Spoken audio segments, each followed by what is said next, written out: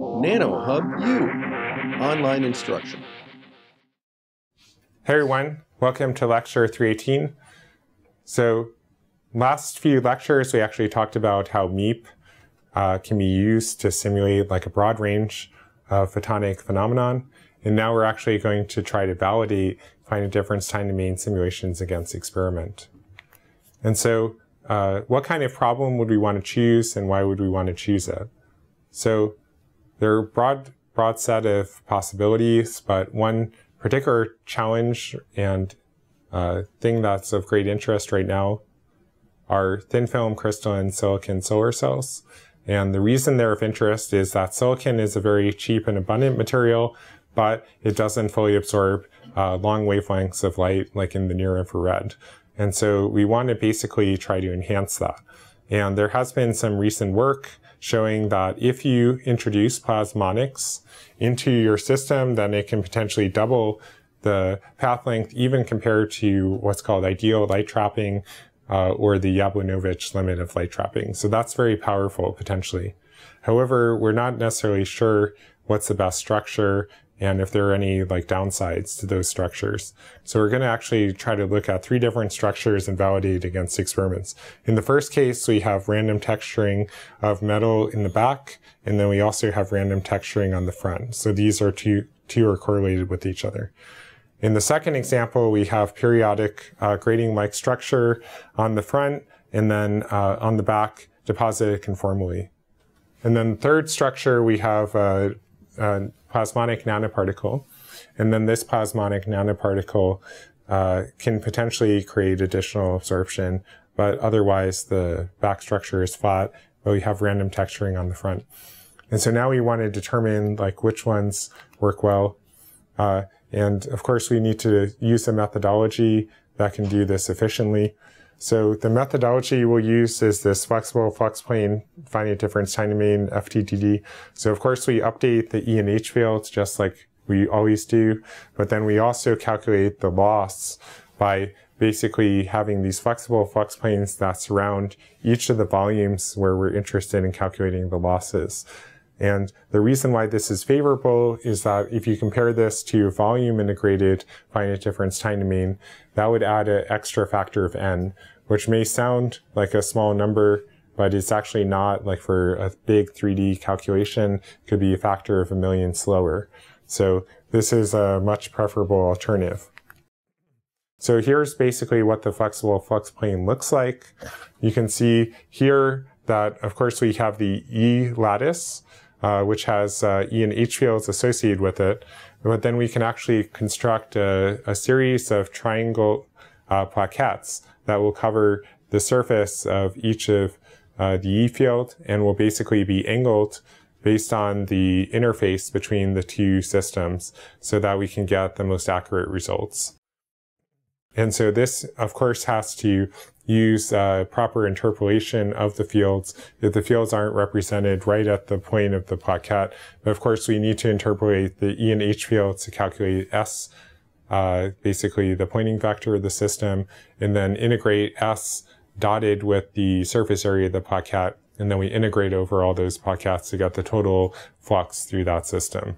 And so the nice thing about this is that it's relatively fast, of course, and it's frequency sensitive. We can integrate over all the frequencies like before and capture all the parasitic losses. So for the first example, where we have a periodically textured cell, you can actually see roughly what this would look like. It's repeated almost like a honeycomb pattern. And this is based on a recent publication by Tsai et al. And it was published in Optics Materials Express. And basically you see both the experiment and the simulation spectrum match very closely. So over pretty much the whole range from visible to infrared. And something else you notice that's very important is that you have like actually a lot of parasitic loss in this system. So why is that? Because you're coupling to these highly lossy plasmonic type modes that are basically exacerbated by the presence of this strong metallic periodicity. So while you do get like an increased absorption, it doesn't necessarily give you increased photocurrent or In other words, like a short circuit current and efficiency from the solar cell. And you can kind of see visually what's going on in this picture here. So if you have silver, zinc oxide, and then crystalline silicon, you can see that a lot of the light is actually being localized near the silver.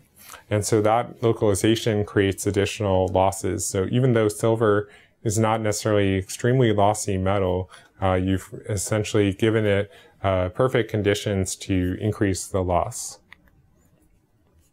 Now, we're going to look at a second kind of structure, which would be randomly textured in both the front and back.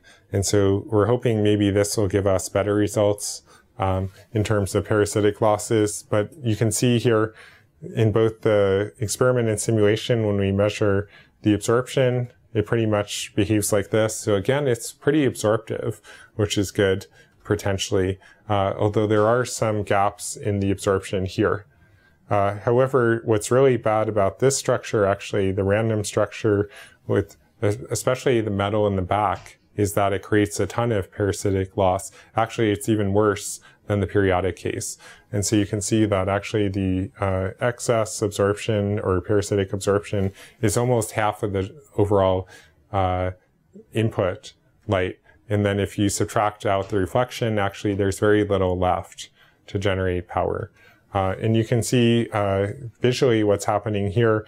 Actually, fields are strongly localized near the back surface, and it's even more intense actually than in the previous case. So that tells us that very rough, random surfaces without any forethought would not give us like the kind of performance that we want for crystalline silicon solar cell. Of course, if we wanted this metallic absorption, then that would be fine, but it's not going to help increase the photovoltaic efficiency. Now, if we look at the silver nanoparticle cell, then we find, in contrast, that the parasitic absorption is still present, but it's much smaller.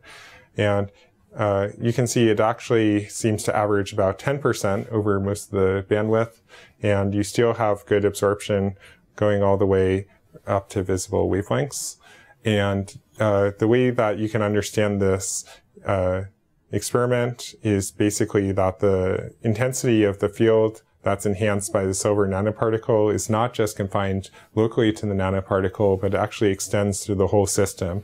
And it's about the same order of magnitude. Whereas before we had 100-fold increase in the field intensity near that random structure compared to the rest of the crystalline silicon.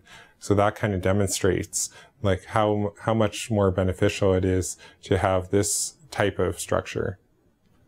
In the next lecture, we'll actually explore how we can further optimize and tweak these sort of plasmonic light trapping photovoltaics.